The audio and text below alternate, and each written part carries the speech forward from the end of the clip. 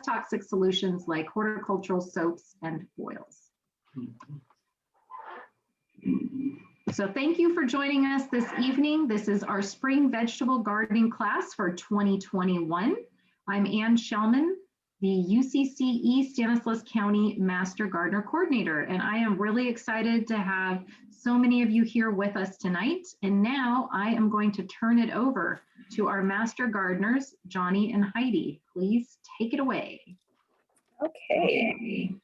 I'm Heidi, and I am a 2019 Master Gardener graduate. And one of my favorite vegetables to grow is certainly tomatoes. And a little story, when I started growing my own tomatoes from seed, I was so excited. I didn't know how many seeds were actually going to germinate. So I planted like 2 or 3, 4 little seedlings in each little cell. And the first year I grew my own tomatoes, I grew over 450 tomato plants. And I did not want to thin any of them. So I put them all in their individual pots and gave them to all my friends and family. So. Hi, my name is Johnny Mullins. I've been a UCC Master Gardener for nearly 1 year now. I'm a 2020 graduate. However, I have been growing fruit and vegetables for the last 50 years and gardening here in the Central Valley since 1984. My favorite vegetables to grow are all the warm season varieties, especially tomatoes, peppers, and eggplants. You just cannot beat the taste of a freshly picked ripe tomato right from your own backyard. Mm-hmm. I agree. All right. Tonight's agenda, we're going to talk about some basic gardening techniques, the planting methods that are used in this general area, some of the popular vegetables, how to harvest and store them, possibly some pests and solutions for those pests, and then answer your questions along the way. So basic gardening. So if you have any questions, go ahead and again, like Ann said, to type them into the Q&A section. So to start with, when you're choosing an area to plant your garden, you want to make sure that it has an area of where it can get 6 to 8 hours of sunlight, because it needs that for it to grow well. And then if you are planting things that maybe don't need as much, 4 to 6 hours, like leafy vegetables, lettuces and kale, things like that, or root vegetables. So you don't need quite as much sunlight. And to make sure that you have a nearby watering source, because you don't want to have to drag your hose all the way around to water your newly planted vegetables. And also it helps it if you'll help you remember to water your vegetables when you have a close watering source. And sometimes people actually put drip or soaker hose in, and that helps with a consistent watering method. And then soil preparation. Whether you're planting in the ground or in containers, it's good to add some kind of a compost, because that helps to condition the soil and put in some good fresh nutrients. If you are if you're going to be planting just in the soil, again, you want to mix in some good compost in with it. But if you're going to plant in a container, try not to use the soil from the surrounding area, because they could have weeds or diseases or some other kind of pests, little bugs that like to live in the soil. And also, if you use regular soil in a container, it makes it really heavy and hard to move. And then again, watering, drip is really a good way to do it. When you're watering seeds, especially, this picture shows watering from the top with seedlings or transplants. Sometimes that's good, but be really careful when you're watering your seeds, because a big heavy drench of water can actually displace your fresh seeds that you just put in the ground. So kind of a mist maybe when you're first planting your initial seeds. And then as your things are growing, keep it moist. not drenching wet, but moist, especially when they're new, fresh seedlings. And then water regularly so that you don't have any intermittent type watering, and that causes the plants not to thrive as much as they need to. If you do choose to use a fertilizer, a slow or time release fertilizer is good. Usually in containers, a water soluble fertilizer is good to use. And you would want to do that at least every or wait until your seedlings are about 2 weeks old. And if you are fertilizing quite frequently with a water soluble fertilizer, you use half strength. And it's always really important to use and read the directions on your fertilizer bag. That way you don't burn your plants or actually sometimes kill them because you used too much fertilizer. And now we have time for questions. So if you have any questions about what we just covered, please type them in the Q&A. And if not, Johnny, we'll wait a couple, wait a little bit. Second or two. And for any questions you might have. And I don't see anybody yet. Okay. Okay, moving right along. Depending on how much space you have available, you might want to consider container gardening as an option. There are many, many types of container: clay, plastic, metal, wood, etc. All work very well. Always remember to drill holes in the bottom if they are missing. Sometimes a cat litter box or a 5-gallon bucket that you get, it won't have holes, so don't forget to drill holes. They will need to drain. Large containers are best. The larger, the better. When reusing containers, clean with a 10% solution of bleach and water. 10% bleach to whatever, 90% water. Avoid using garden soil, which may have weeds, diseases, and the dreaded nematodes, and a lot of other bugs and diseases. So avoid any garden soil. The answer to that one is just use good quality potting mix. Some container concerns that we have: heavy containers. You may need to put a pot or some kind of a trolley underneath it. If you have, for example, half a wine barrel, you will definitely need a trolley. And a trolley with a pot, because pots may stain your porch or patio. So put some kind of a saucer, some kind of container. And if you do get a trolley, sometimes they will come with some kind of a container underneath. Empty the saucer regularly. Do not allow containers to sit in water. Sitting water, once the weather becomes hotter, will become a mosquito pond.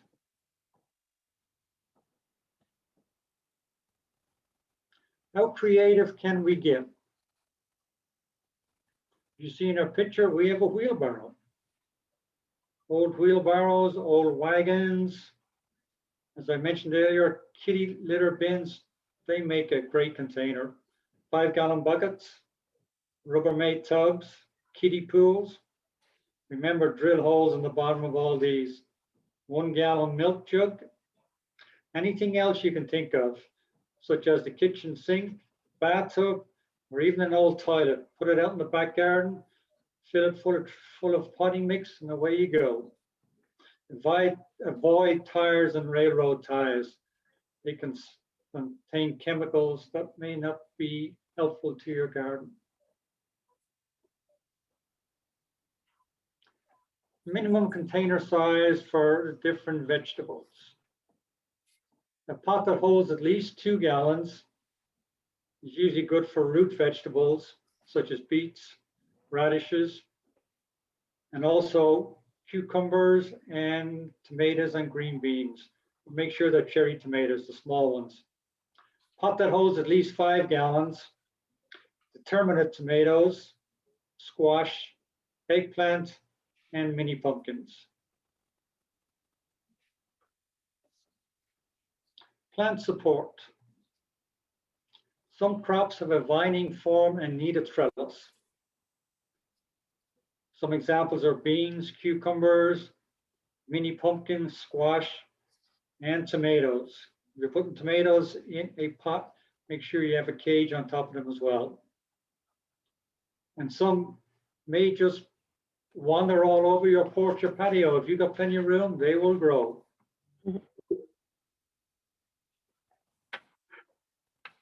Watering and containers.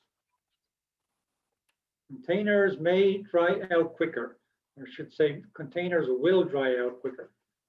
Test moisture with your finger to a few inches deep and water as needed. During the warm weather, during the summer months, daily watering may be needed.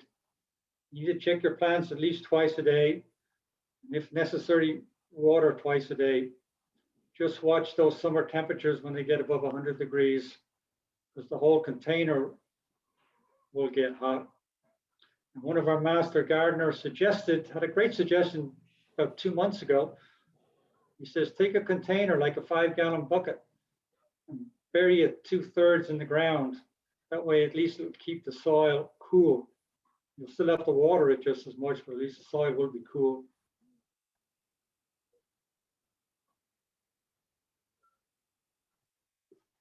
Vegetables that need more space should be planted directly in the ground.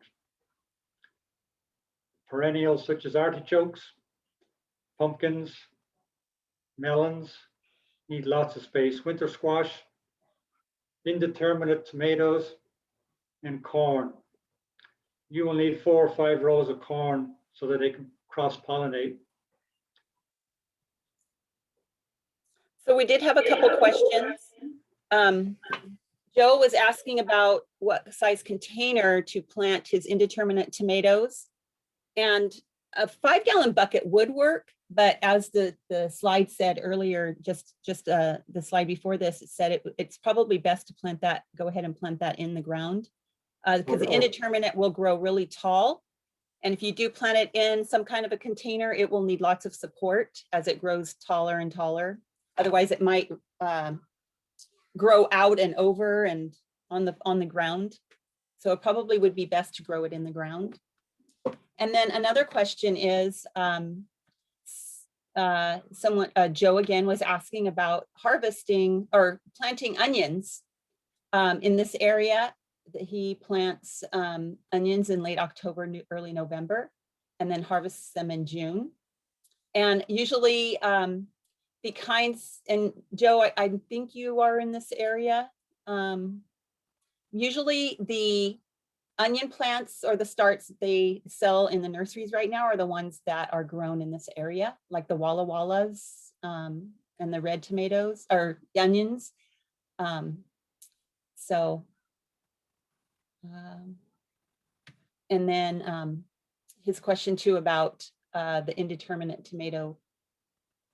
They probably, if you are growing them in the container, they probably will not get as big as they do if they're in the ground. You can put them in I had some in a half wine barrel last year. Oh, and indeterminate. Indeterminate, yeah. Okay. Yeah. But unfortunately, last year it got up to 110 degrees. It really was just too hot for a container, any size container, yeah. And then Kelly has a question about putting rocks in the bottom to increase drainage, and that is not recommended. First, it doesn't really need to happen for the root system, and also it makes the container really heavy if you have rocks in the bottom. It also creates a false bottom, so the water pools at the bottom of the soil. Yeah, it's Okay, any other questions? Let's see, what do we have here?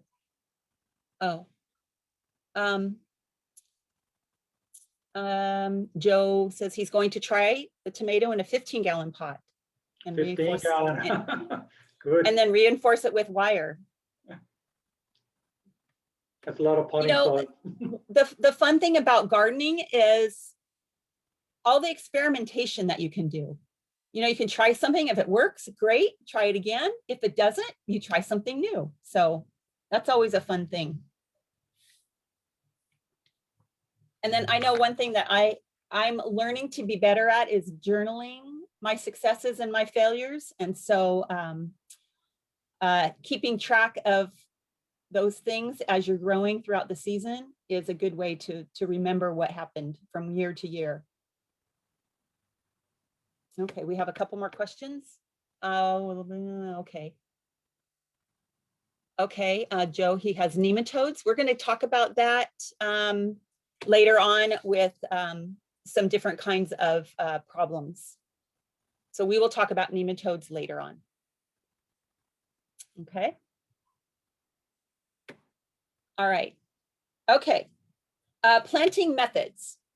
Now, if you're a beginning gardener, using transplants is probably the easiest thing to do because you have an instant garden and you don't have to worry about how much to water those seeds and what have you. There are lots of seeds or plants that are better as transplants versus seeds.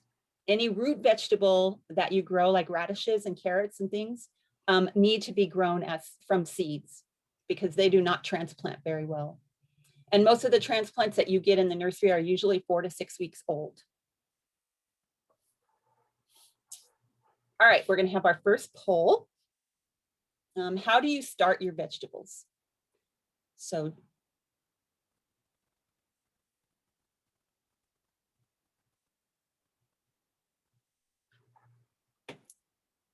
and then, yeah, so we have 2 polls and both of them are on this one right now. So make your selection and we will see what everyone has chosen.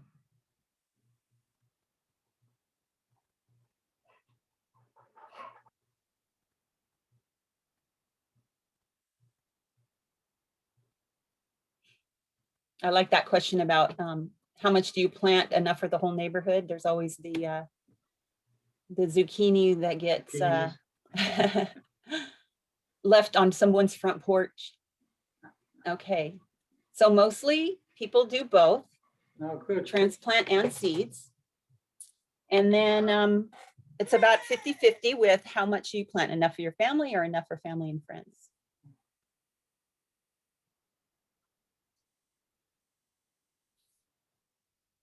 Okay, so seeds versus transplants. So leafy vegetables and root crops are ones that you would want to start with seed. Because squash and pumpkins and cucumbers are easy to grow from seed, you can go ahead and plant those. Sometimes those, if you buy those as transplant, they can be a little leggy, long thing because they don't really like being in containers. So if you were to buy those at the store from a transplant, they might not do as well when you do transplant them. Transplants that you would want to use from the store, big box store, you would want to get those because those seeds are very tiny. And usually tomatoes and peppers and eggplant, if you were to start those from seed, they would have to be started in like late January, early February, and they need like a grow light and maybe a heat mat underneath. So there's a little more expense involved if you did start your own seeds from tomatoes, peppers, and eggplants. And then we did talk a little bit about a transplant, it's usually 6 weeks or older that you would get at any store or nursery. Again, you'd have an instant garden when you plant those in your garden. And right now, especially, there are many that are available. If you did want to start most of your things from seed, it is the most inexpensive choice. And again, transplants are easier for new gardeners to establish. And then planting a transplant. As you can see from this photo right here, when you take the transplant out of the container, you'll see all the roots hanging out there. The younger the plant is in the pot, the less root there will be. Sometimes if the transplant has been in its pot for a long time, the roots will start growing around in the circle because they don't have anywhere to go. They just keep growing, but they get all compacted inside of their little container. So if you do find one that's like that, and you're planting it in the soil or in the compost itself, you want to break up that soil that's around the root, and make the hole that's in your compost the same size as your root ball, and then fill it in gently around the root ball itself. Try not to put any of the soil over the top of the root ball. And then as soon as you've planted it, you want to make sure that you water it really well. Because what happens is those roots, you have to let them know, hey, there's some new growing space going around here. So let's search out this new compost that we have growing. Okay, Johnny. Okay, and then do we have any more questions? Oh, actually, Johnny's going to talk. Okay, we don't have any more questions at the moment. Johnny's going to talk about seeds. Seeds. What is a seed? The tiny living embryos covered by a protective seed coat. Some are more protected than others. If you think about a bean, which is pretty good size, and it's got a really hard coat on it, compared to a rutabaga, which I bet you can't even see the rutabaga. Oh, there it is. Yeah, and you easily crush it with your nail. And the larger seeds are easier to grow than the smaller seeds. They have a small amount of food reserve and germinate when the soil temperature is right. And this time of year, soil temperature is perfect, and when kept moist. Once you put them in the ground and put some water on them, make sure that you keep them moist. And again, that's by putting your finger in the soil and checking to see if it is wet or dry or moist. The last couple of weeks, we've had rain intermittently every couple of days, and it's just perfect for seeds. I haven't had to water mine until yesterday. First time I've had to water my seeds, and that's been in the ground for 2 weeks. The sprouted seed. As you'll see there, the root hairs, fine and fibrous and extremely delicate. They're responsible for the water and the mineral uptake. They are fragile, and you must keep them moist. Otherwise, they will die off. They'll die out quickly on you. Seed packet instructions. Seed packets are different, and they have their instructions in different places. This is one here, and as you can see, very different. It has a map and shows you the different zones in the United States and what time to plant. But they would all have the seed depth. And this one is lettuce, and it says 1/8 of an inch. And 1/8 of an inch is really shallow. You just put your seeds on the top of the soil and sprinkle just a little dirt on top of that. Not too deep. Plant space, 12 inches apart. This is the final plant space after you have thinned them out. Row space, 15 inches between a row. That gives you room to walk up and down in between them. Sprouts in 7 to 14 days. So if it is a week to 2 weeks to sprout, and you go out there after 2 weeks and nothing's happening, dig a little bit with your finger in the soil and see if the seed is still there and nothing's happening. If that's the case, I would replant them. It may have been too cold, they may have dried out. And matures in 45 to 70 days. If you want, for example, pumpkins in October, say October 1st, and it says they're going to mature in 90 to 120 days, and you need to backpedal to June. So you can plant sometime in early June, mid-June. depending on summer heat you can expect, but it would be 90 to 120 days. And also, you don't see it here, it's usually on the other side. Each will have an expiration date. It will have usually used by, this one is 12/31/2021, which is this year.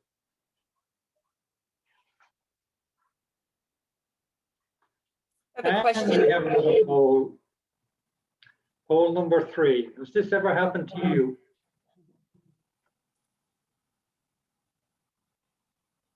Planted seeds that never came up. Planted seeds that sprouted and died. Planted seeds that sprouted and appeared to be cut off. Planted seeds, I'm pretty sure something ate them. But what ate them?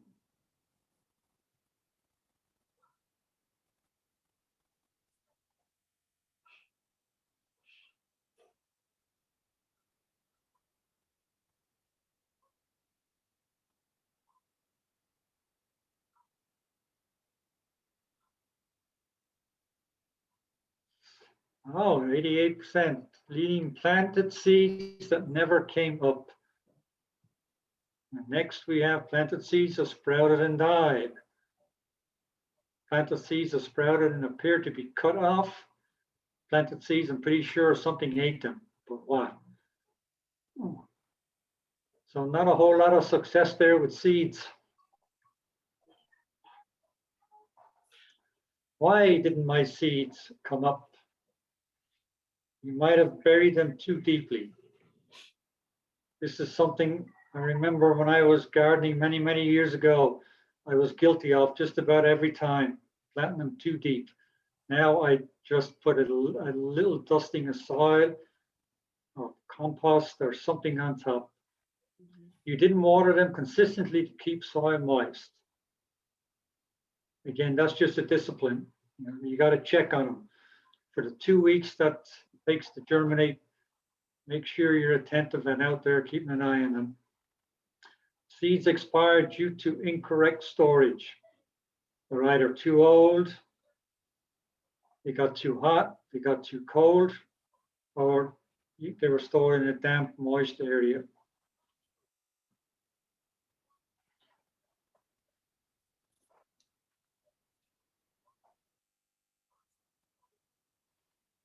Why did my seedlings die?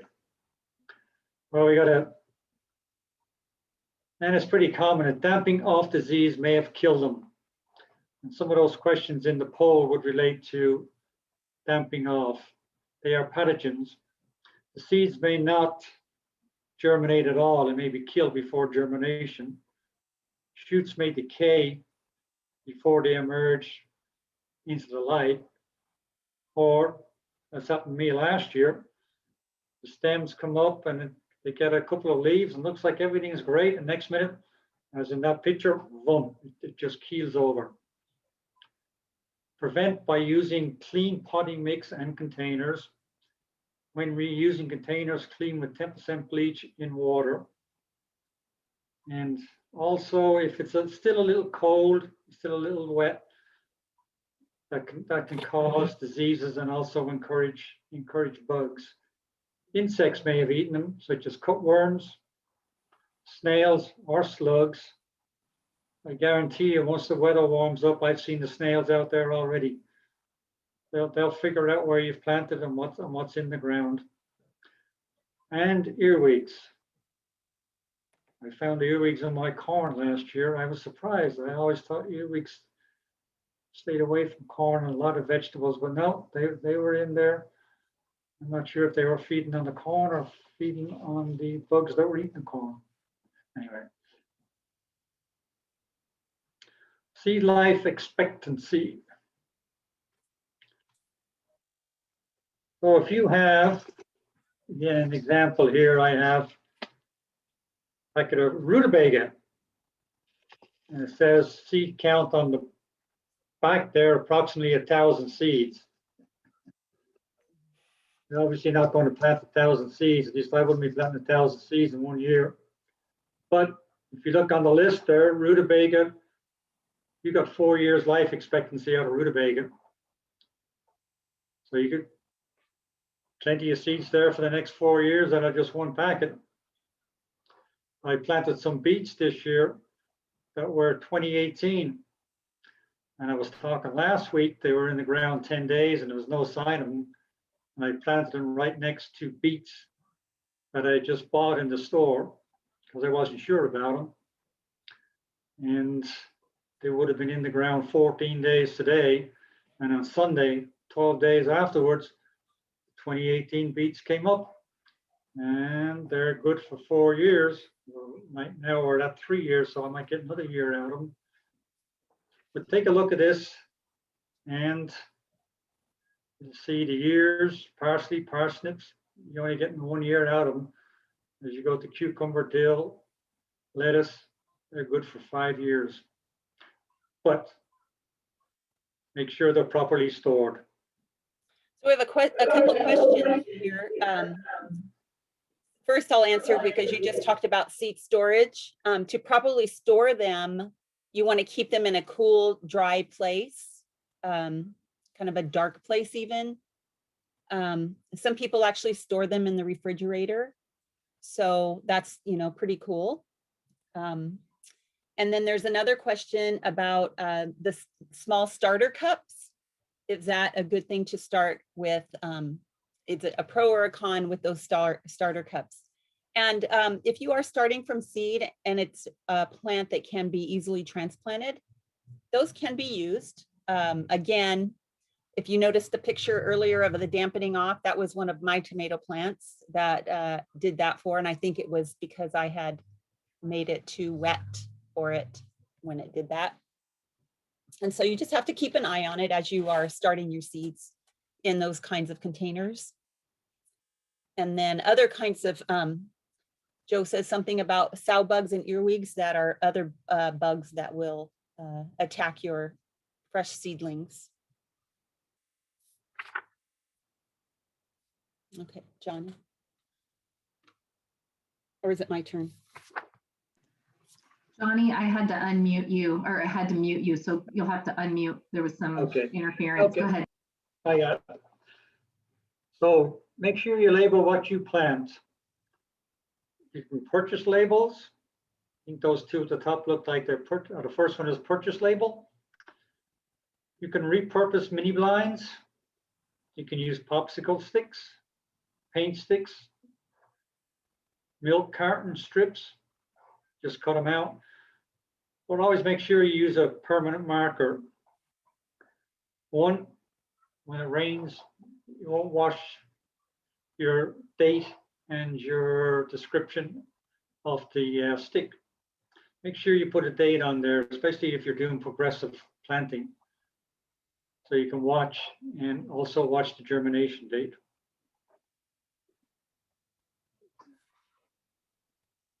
And now we go to my least favorite task of all time, thinning. How can I thin? I planted this, it's germinated. I spent 2 weeks babysitting them, but you have to give seedlings space. And you should thin 3 weeks after sprouting. What I do now, if the packet says, for example, the beets, I think say plant, 4 inches apart, I try as much as I can to put the seeds 4 inches apart. That way, when I go out to thin, I really don't have to thin. I just have to go out and admire them.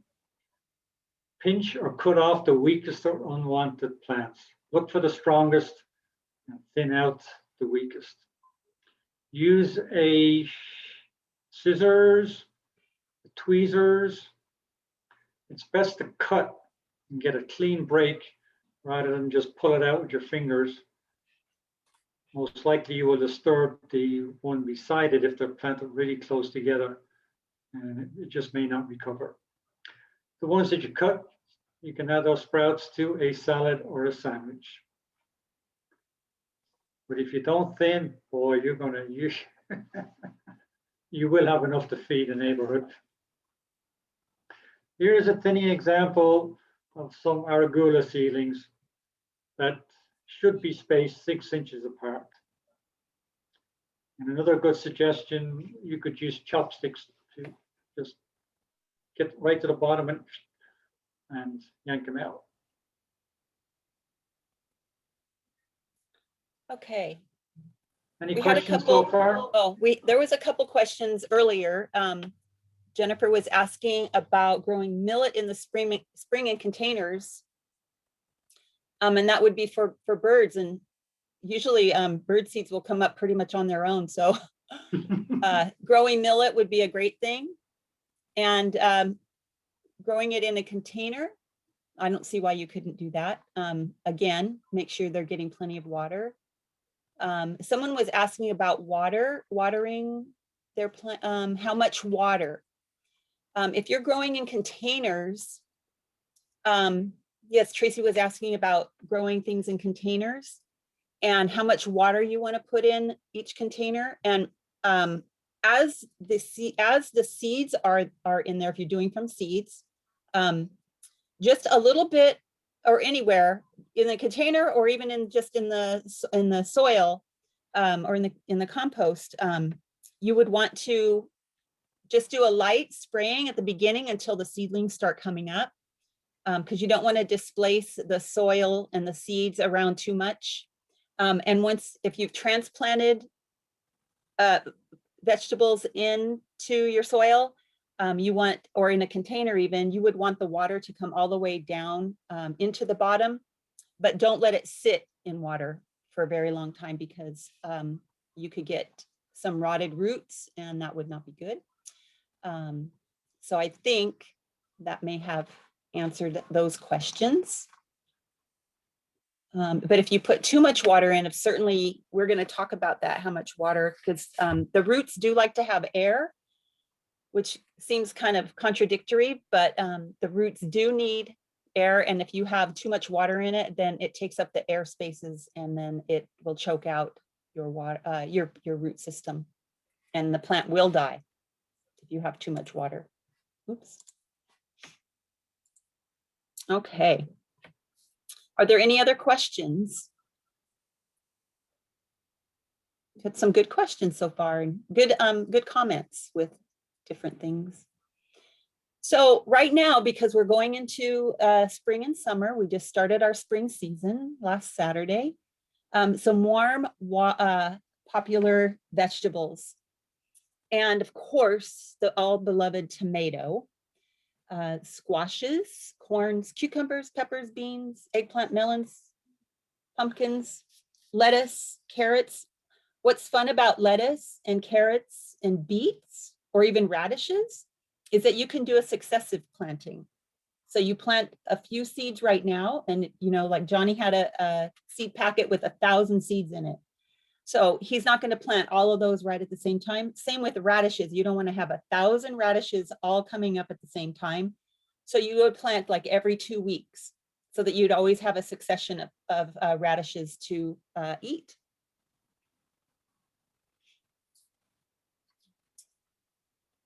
All right, what is your favorite vegetable? You can go ahead and type that in the chat. And then if you can't, just maybe you have several. And so if you want to do your top 3, go ahead and type that in the chat.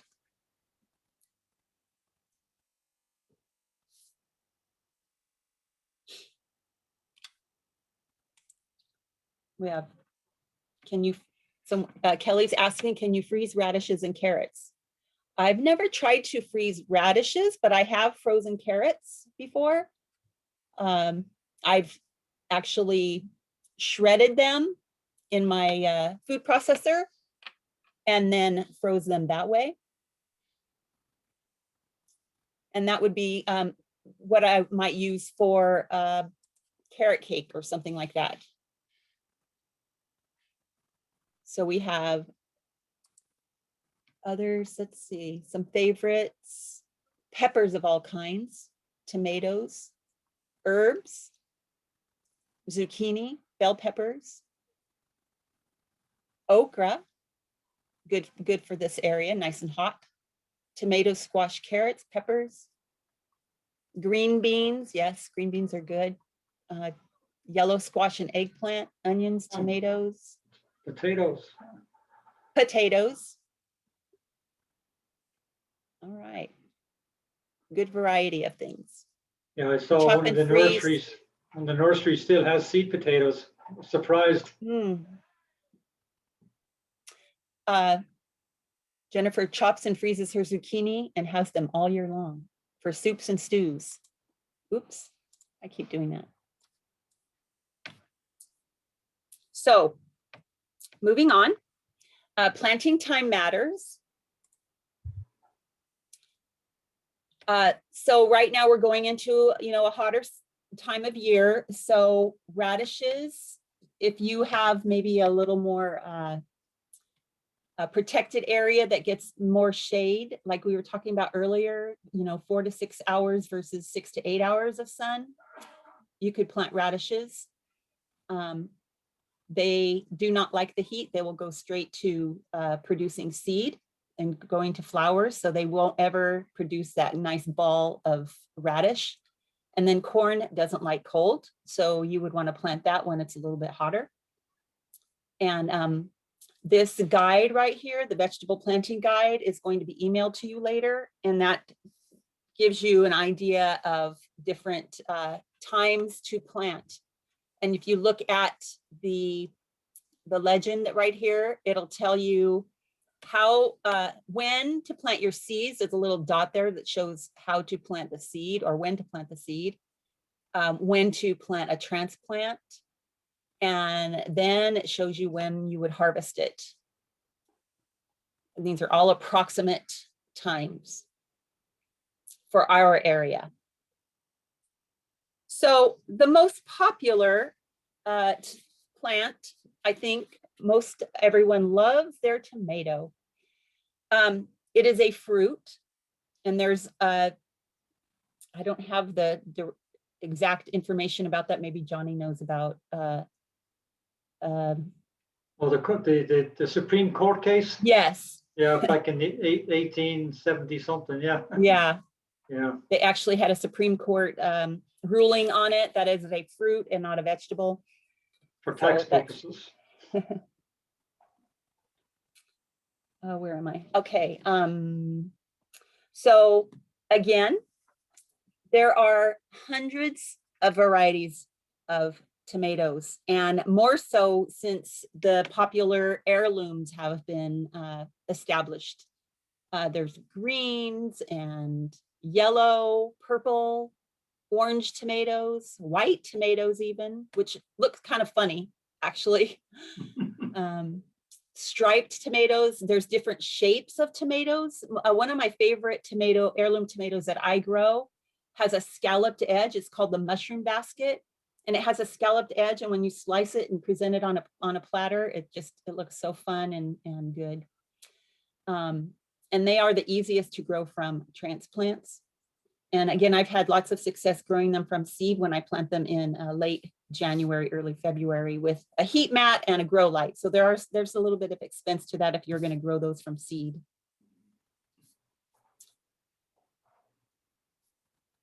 And then pollination. Of course, we need to have bees. And there's quite a few other types of insects that pollinate as well. Different beetles, butterflies. They are used, or they do their little job to pollinate the different vegetables as well. So if you see those bees out there, make sure you give them plenty of space and allow them to do their job. And if you can see, this is a female flower. A lot of times the male flower will appear first, and then the female will have a little undeveloped vegetable at the end of its flower. So it will present itself when after the male flower has come up, so that the bee will go to the male flower and then it'll go over to the female flower and pollinate it, so that we have our wonderful fruits and vegetables.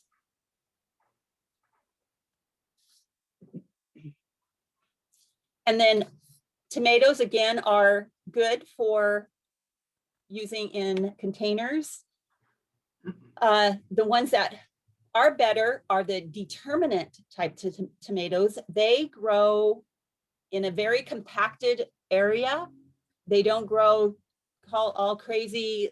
Indeterminate tomatoes will grow they'll, like I've had one grow 8 feet tall. And so you wouldn't want that growing from a container. So all of the determinate tomatoes here are usually hybrids where they've actually bred them to be smaller growing. And on the label, when you get the label or get the actual plant at the nursery, it will say on the little label that comes with it that it's a determinate tomato. Or sometimes the word patio tomato patio will be on it in the title. So you can see all the little trolleys these containers have. That's quite a space of containers growing on that patio there. But again, read the labels so that you know which type of tomato you're buying. And sometimes, well, tomatoes can get really long and leggy. They call it leggy. And you can plant this whole stem because in those little areas, like we were saying earlier, not to plant past the root ball, but with tomatoes, it's very different because you can actually develop roots all along that stem and make the tomato a lot stronger. And even at an angle like that, it'll eventually straighten itself out and grow tall towards the sun. So. And then when you are harvesting your tomatoes, give it a little press. If it has a little bit of softness to it, you know that it's ready. And use a pruning shears to pick it rather than picking it right off of the vine. And now, because sometimes, like, when would you know when a green tomato is ripe? So you would have to press it and gently press it to find out if it's soft enough for you to pick it. And then also keep them on the counter rather than in the refrigerator to keep them fresh and tasty.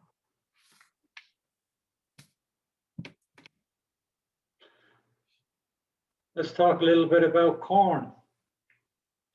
Corn is wind pollinated, so you would need to plant seeds in rows. If you do maybe 3 rows and go with 6 seeds, so you got 2 in each row, and start off in early April, it's going to take 60 to 100 days to mature corn, which is going to put you in June or July. And then each 2 weeks, go ahead and plant another 6 seeds, and then maybe another 6 seeds. Do progression. And corn typically is grown from seed. Sometimes you will see transplants in the nurseries, but I would recommend just go ahead and grow them from seed. They are ready when the silks turn dark brown. And when they are ready, you would need to pick them and consume them because they will go starchy very, very quickly. Usually if the packet says 85 days, it means 85 days. Prevent corn earworm, apply 3 to 5 drops of mineral oil to each silk just after it forms, or dust silks with the insecticide BT every 3 days after 5 to 10% of silk formation for at least partial control.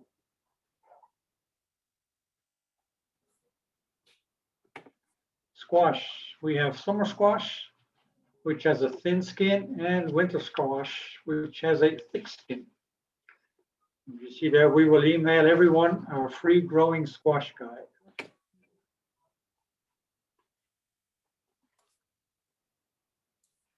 Summer squash. What's the most popular? Zucchini by far. Yellow crookneck. They're always nice and tidy, easy to pick, don't get too big.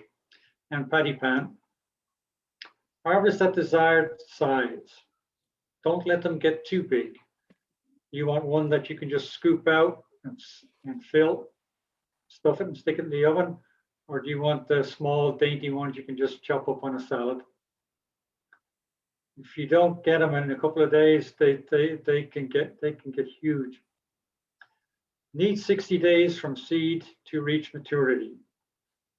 If you start seeds from transplants in March, can plant into season as well. Need at least 60 days of warm weather to mature, and harvest using a pruning shears, because they can be quite prickly and quite thick. You can also grow summer squash in containers. Use a 2 foot wide, probably 1.5 inch, 1.5 foot deep pot. Use tree plants for best pollination. Bush or compact varieties, and you will need a small trellis if they're vining.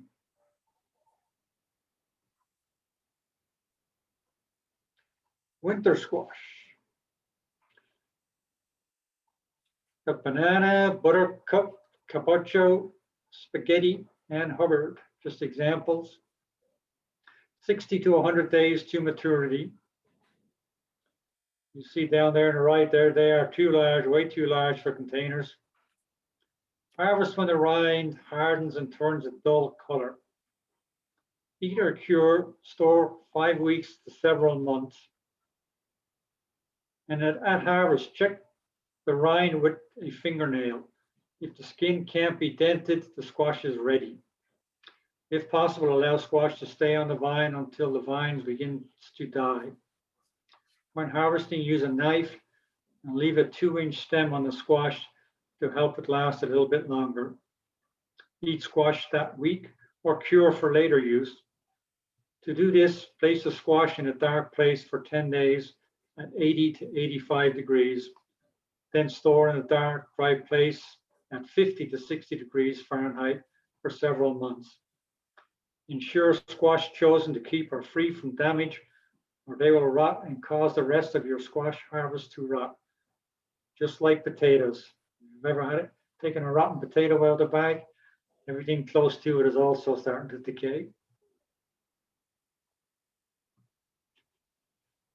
Beans, bush bean or pole. You need to provide support for pole beans.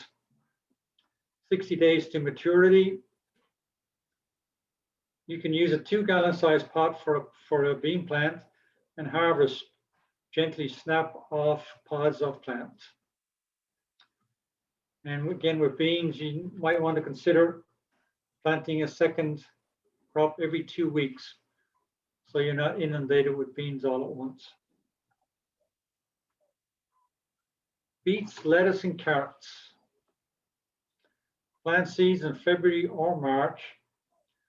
Don't forget to thin. You can use a 1-gallon container or larger, and harvest in late spring. Root vegetables do not transplant well and should be planted directly from seed into the container. A 1 foot by 1 foot container will fit how many plants? It depends on how much space each root vegetable needs. So take a look at your seed packet. If it says 4 inches, if you use the size, you can probably get anywhere from 12 to 16 in a 1 foot by 1 foot container. Cucumbers. We saw cucumbers. A lot of people, this is their favorite vegetable. Bush or pole.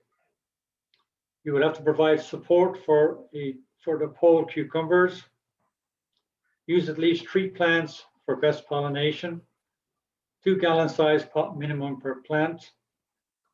Space Master, Bush Crop, Bush Champion, and Patio Pickle. They were all container plants and will save you some space. The ones that you will grow in the ground, for example, the ones that I prefer, English, Persian, Armenian. I like the crisper cucumbers.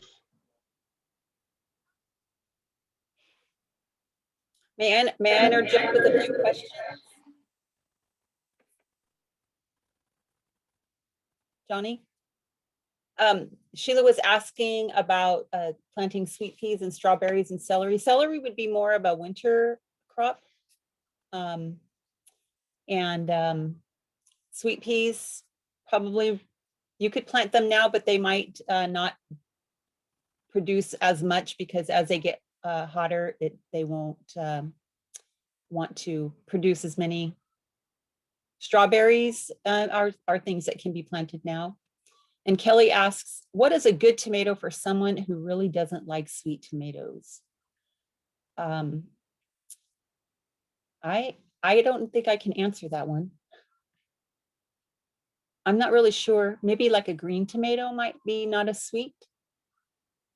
I don't have a very good palate. I like all food. So my palate with tasting the different varieties, I don't have that right kind of palate for that. Although Jackie has answered this, that maybe a heirloom, what did she say? Oh, I lost it. Oh, chat maybe. The heirlooms are not as sweet, possibly. And then Carol asked, when is the best time to transplant tomatoes? So we're kind of getting back to our tomatoes. Whoa, oh, there we go.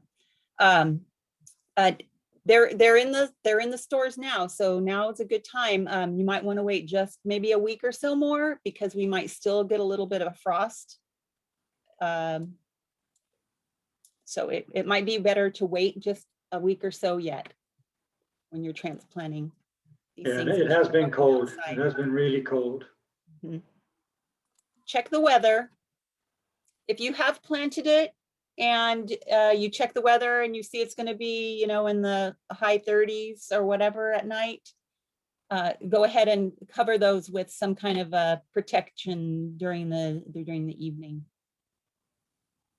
Okay. Let's talk about eggplant. Eggplant is one of my favorites, along with peppers and tomatoes. And I won't say always plant from a transplant, but it is a lot easier to use a transplant for eggplant. And if you're putting it in a container, use a 5-gallon or larger container. Harvest with a hand pruners. That's quite a thick stem on there. Use immediately or store on the countertop, just like tomatoes. If necessary, store in the refrigerator for up to 3 days. Prevent them from getting too soft. There's quite a wide variety out there. The satin beauties, Japanese, Chinese. If you like eggplants, grow your own and taste it, grill it, fry it, stick it in the oven. Just lots of different things to do with eggplants.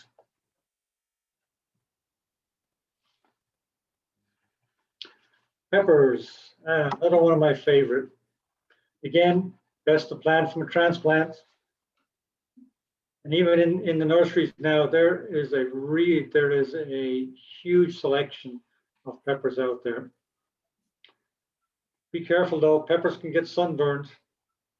Keep plants well watered. Chili, bell, and banana peppers do well in 5-gallon containers. Large pepper plants can benefit from a cage to hold them up. I just use the tomato cages. My favorites are, well, the one I planted last year, because with COVID and everything locked down, it was all I could get. That was poblanos. And they just turned out, they were magnificent. And it shows I still have a whole bunch of poblanos that I only picked off the vine on, I think it was late January into early February. So I'm drying them out now, but you can still use them. Sweet Italian, sometimes it's hard to get. It was popular about 20 years ago. Seems to be dying out a little bit. It's great in salads and banana peppers. I tried that one just because of the name, and it turned out really nice.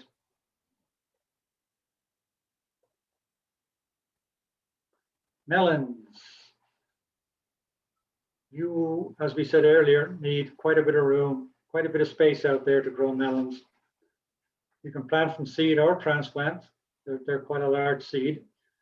Watermelon, cantaloupe, honeydew, and cassava. 70 to 100 days to maturity. They prefer warm weather. They prefer summertime to grow. And the question is, when is it ripe? Watermelon, when the bottom rind turns yellow. Cantaloupe, when fruit slips right off the vine, when the tendril dries out. The maturity date depends on the type of melon. If you are planting, they recommend you plant in a mound and give it plenty of space to grow. Okay, we had a comment from Joe about planting your tomatoes or your peppers right now using like a 5-gallon container, water container, cutting the bottom off and then placing it over the top of your tomato if you think it's going to be freezing at night. And that gets you gets a jump on your tomato harvest. I know I used to have a competition with my dad to see whose tomato was going to produce the first ripe tomato.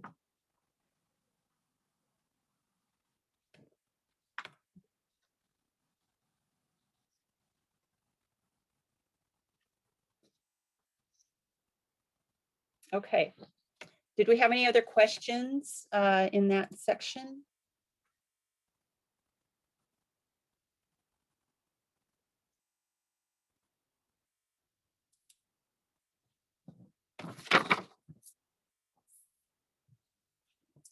So type in your chat box, what kind of plant do you think you're going to plant this spring in your garden?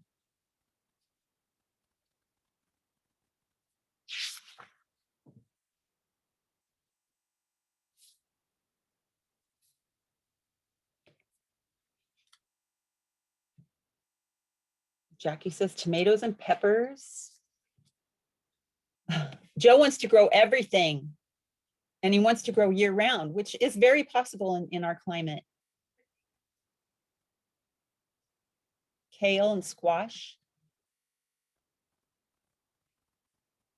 Tomatoes and peppers, sunflowers, that's fun. That will draw your pollinators, your bees and pollinator insect. Beans, lettuce, cucumbers, tomatoes, cucumbers. Garlic. Garlic would be planted more in the fall and harvested in late spring. Tomatoes, carrots, lettuce. Again, if you're planting lettuce right now, make sure it's in a somewhat shaded area because it will want to bolt into seed rather quickly because of the heat.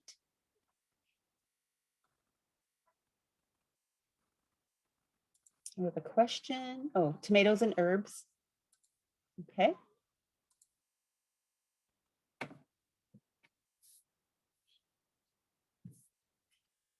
So once you've grown all of these vegetables, how do you store them? And this copy right here is going to be emailed to you as well.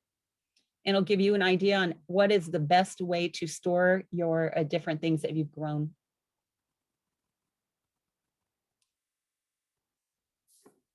And then what happens if there's a problem? So the first problem that may come up is a problem with pollination. So earlier I talked about a female and a male. So you can see right here with this cucumber that there's this tiny little fruit on the female flower, and then the male flower has no fruit. So the bee or the pollinator will come in and get some nectar and some pollen off of the male flower and then go to the female flower. And then that fruit will develop into a full-size cucumber. So squash and cucumber and melons are all ones that have the male and the female flowers like this, and it's a fruit. If it doesn't get pollinated, what happens is this fruit, rather than developing into a full-size piece of fruit, it'll just shrivel up. Sometimes the bees aren't around because either it's too cold If you grow some flowers with it, that will help draw some of the bees and pollinators into the area to help pollinate your fruits and vegetables.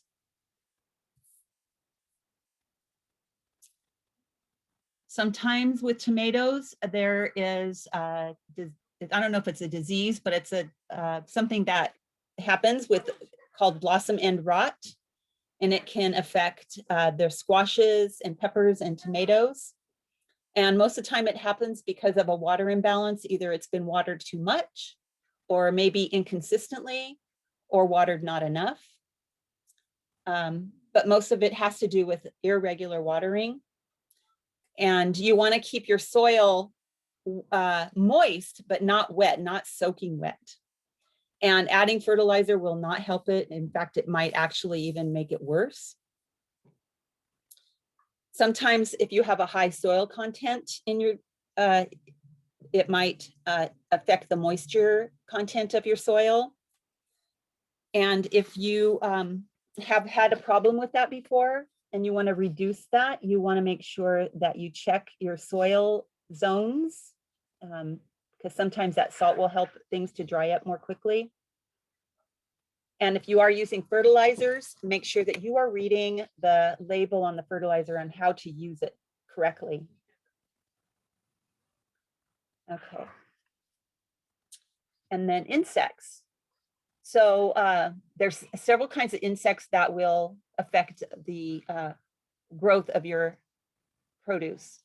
The tomato hornworm, a lot of times you can actually hear them eating your tomato plant, and you look for maybe the eaten up stems, or their poop. After they have eaten up some of your stems, they'll leave, you know, their poop afterwards. So you want to check your vegetables as they're growing and for any kinds of evidence of things being eaten up. This leaf-footed bug is a pretty cool looking bug. And last year, I actually had some in my garden, which I thought was pretty cool on one hand. On the other hand, I wasn't happy because it was the first time it ever appeared, but it was eating my tomatoes, and that was not good. So, but I collected a whole bunch of them for Anne for her insect collection. But they're actually kind of cool looking bugs just to look at them, but not really good to have in your yard. And then of course, aphid like to suck all the juices out of the greens. One way to keep them from infesting too much of your plant is to squirt them off with just a light spray of water if it's not too much. Sometimes hot soapy water will help, or maybe like an insecticidal soap, but mostly just trying to keep an eye on it. And you could even pick, if it's not too infested, you can actually pick that leaf off and toss it so that it doesn't infect the rest of your crop. And then we see the cornworm there getting into, we said earlier, Tony said earlier, if you put a little mineral oil on the silk as it appears, that can keep the cornworm from infecting your whole cob. Okay, and we have maybe a question. Oh, and something in the chat. Oh, droppings. Okay.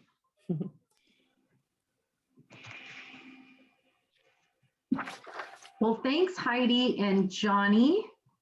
I might be jumping in here a little bit too early. I think we repeated this slide. So if you need solutions to your problems, you can contact your local master gardeners, and they are just a Google away, and you can find them to identify your problem. You can also use the UC IPM website if you want to look up some of the different pests and problems that you have.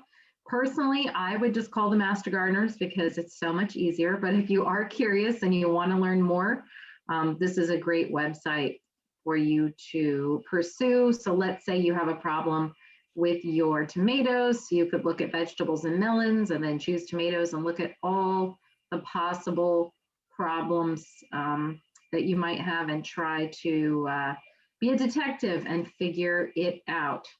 So we started our program a little bit later due to technical difficulties, but thanks to everybody for hanging in there.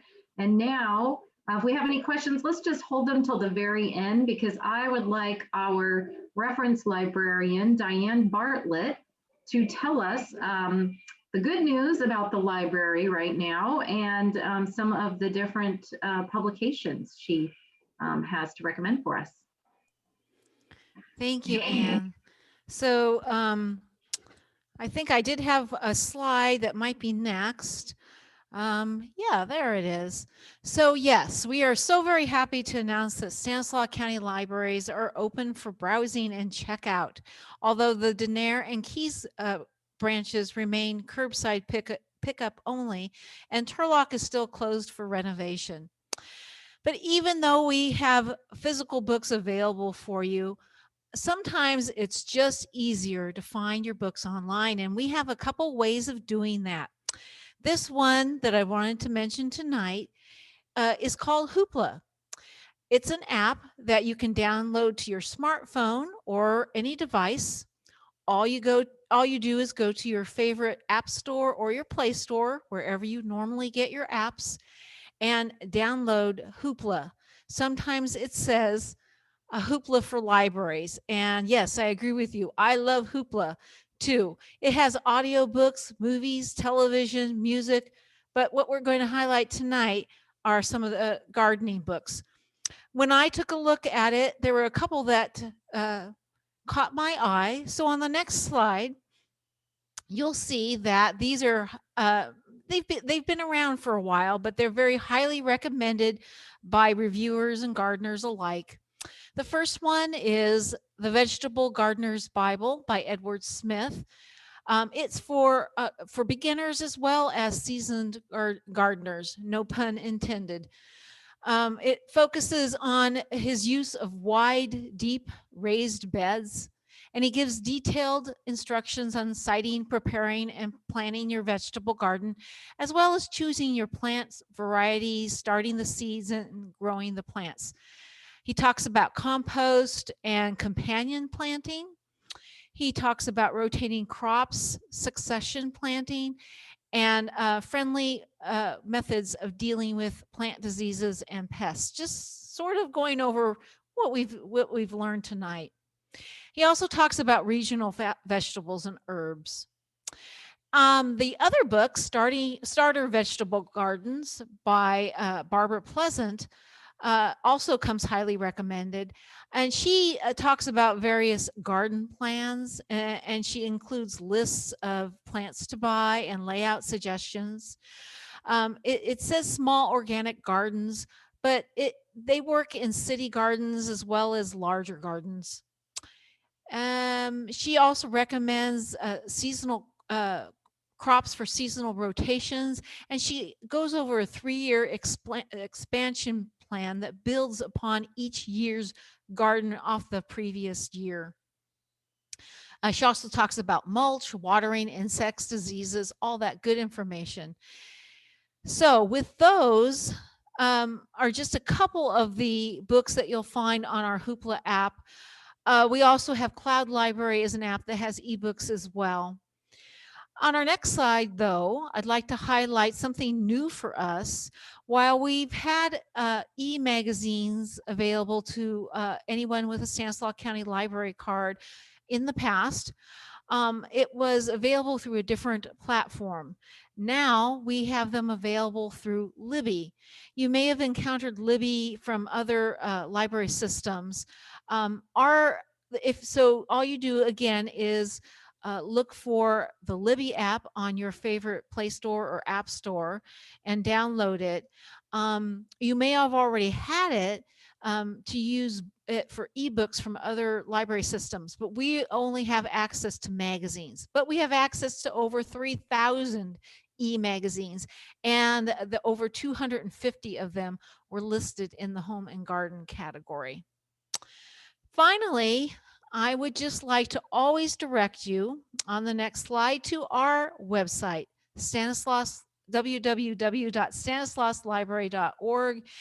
This is where you go to find the latest up-to-date information because, as you know, especially this last year, things are always changing. So check this for our events, our books, and the latest news.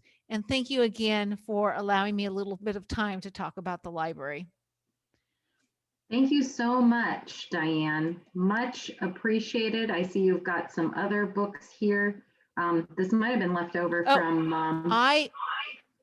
I think those are left over from a previous class. Maybe I left them up because I thought they were such good choices. So lots of different books that you can get from the library.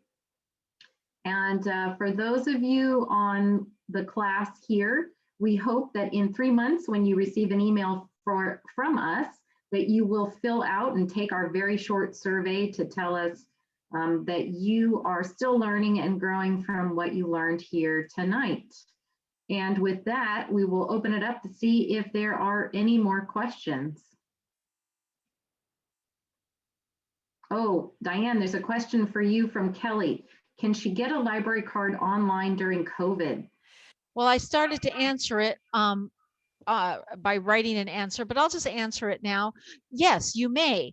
All you do is go to that website, stanislauslibrary.org, and you'll see a little banner. Just click on About Us, and I think the very first choice is get a library card. It leads you to an application that you fill out, and then you will be given a number. And then later when you do come into the library, you can get your physical card. But you can at least have that number to access those ebooks and the physical books. And on the libraries that you are able to walk into, we're trying to be as paperless as possible.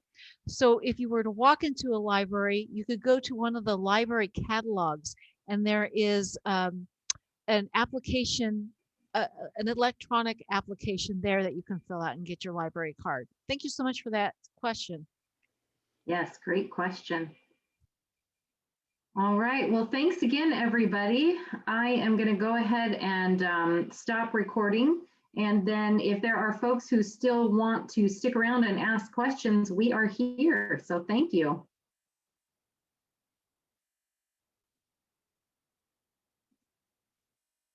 So far, I don't see any. Oops, what did I do to my, it's like I managed to knock myself out of video. I personally haven't planted much yet because it's still been really cold and it's so windy. And, but I'm looking forward to getting a few things. And unfortunately, like Joe from earlier, I discovered nematodes in my garden last year. And I only knew that I had them because my tomatoes, peppers, and eggplants just looked so wimpy and they were kind of yellowing leaves and droopy, and I hardly got anything off of them. And I thought, oh no. And sure enough, when I pulled them out of the ground and I looked at the roots, I saw the telltale signs of root knot nematode.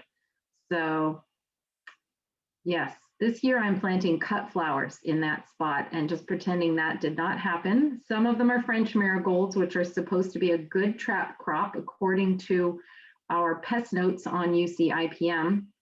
So I'll let everybody know how that goes. But in the meantime, just feel sorry for me if I do. Gotta grow everything in pots now.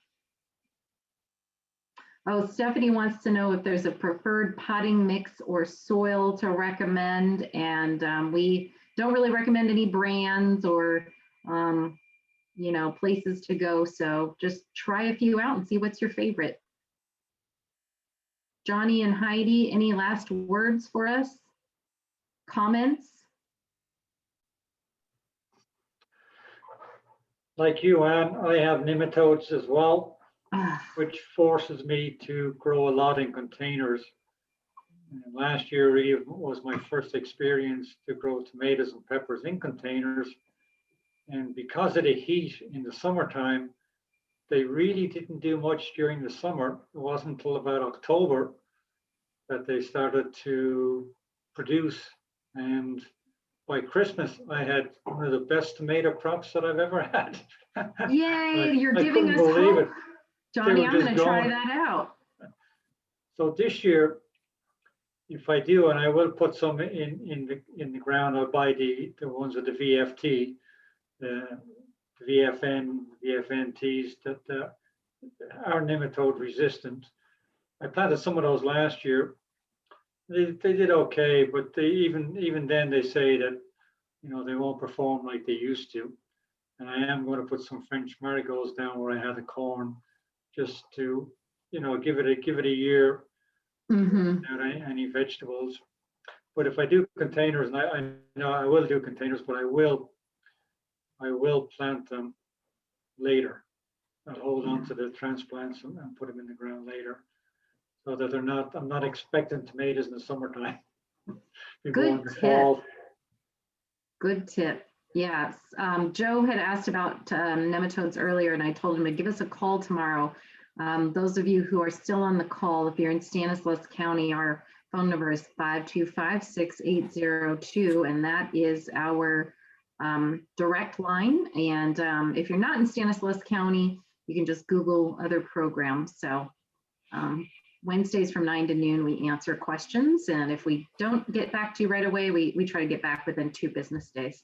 So Heidi, I wanted to give you a chance. Anything you wanted to say? Well, I was just wondering if crop rotation too helps with any of those. I think I mentioned that. The only problem is nematodes like every crop. Everything. Practically. Or leave the ground fallow. I left it fallow for 1 complete year. I didn't plant anything. And it really didn't make a whole lot of difference. So I think you really need to leave it fallow for 2 to 3 years. So, yeah, and if you do the marigolds as a trap crop, you have to really pay attention. There's a certain time where you've got to pull them out. And the whole idea is that you're trying to prevent the nematodes from completing their life cycle. So once they lay their eggs and do all their, you know, reproduction on those roots, that's when you want to pull them out and get rid of them. And you have to be careful, because if you put a pot full of potting soil that's completely clean and it's got holes in the bottom, and you set that on the ground where the nematodes are, they can come up through the pot.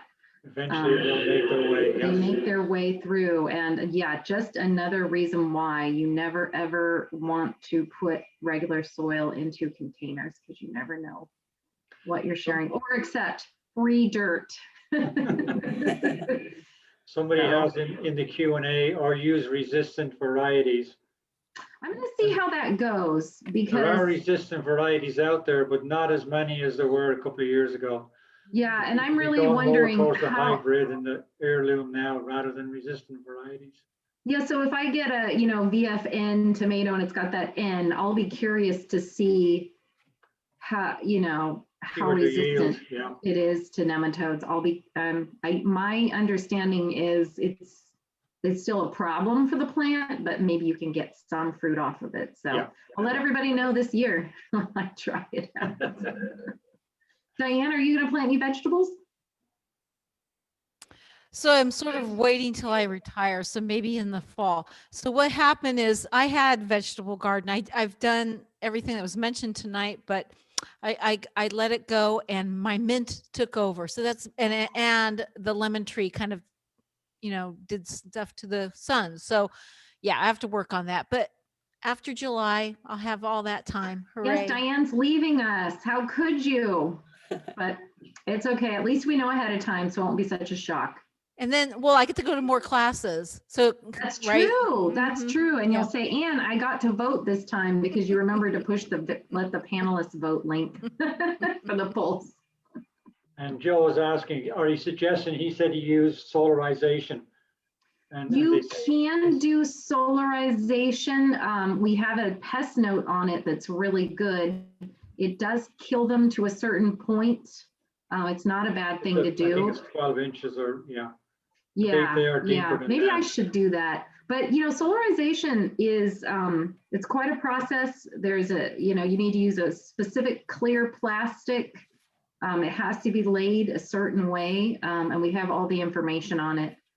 So yeah. Luckily they don't like artichokes, so my artichokes are doing amazing, and that's about it. There is Johnny's got it. How many pages is it? Let me see. 1, 2, 3, 4 pages. Yeah, we covered that in the helpline a couple of months ago. Yeah, 4 pages of notes on the different types of nematodes, life cycle damage, management. So Yeah, Joe, I'd be curious to talk to somebody who had them and got rid of them, but that'll be you and me, Johnny, in a couple years. it will eventually. Cross your fingers. Yeah, I'm just sort of like, I guess the tomatoes at the farmer's market are looking pretty good now, because yeah, it's a shame, but we'll see how it goes. Well, thanks everybody. It kind of reminds me of when we used to have classes in person and you could hang around afterwards and you could talk to each other and talk to the speakers and get some feedback. So I'm really hoping that we are getting closer and closer to that because that's a lot of fun. So for those of you still hanging around, mark your calendar for April 20th. Heidi will be back and we'll be talking about tips for terrific tomatoes. And she'll be joined by Terry Harper, and it'll be his first time doing a Zoom webinar. And hopefully Ann will get everything right this time. I'm going to have to go back. What I learned is the link I sent out to folks said it expired, which is very strange because I just sent it to them this morning. So I don't know why. I have no idea why it expired. So I'm really bummed because we definitely had a lot less people tonight than we would have probably if folks hadn't gotten frustrated. So technology. No patience. Yeah. So yeah, we'll get this video on and up for later. So thanks everybody. Have a great night. And if you have any questions, you can always contact us. If you ever want to talk directly to Heidi or Johnny, just let me know and I'll put you in, I'll put them in touch with you. If you need anything from the library, you can contact Diane until July 1 or whatever day it is. She retired. Or visit All that right. website. Yes, visit the website. That's more sustainable. Okay. Good night, everybody. Good night. Thank you. Good night. Thank you. Good night. Bye-bye.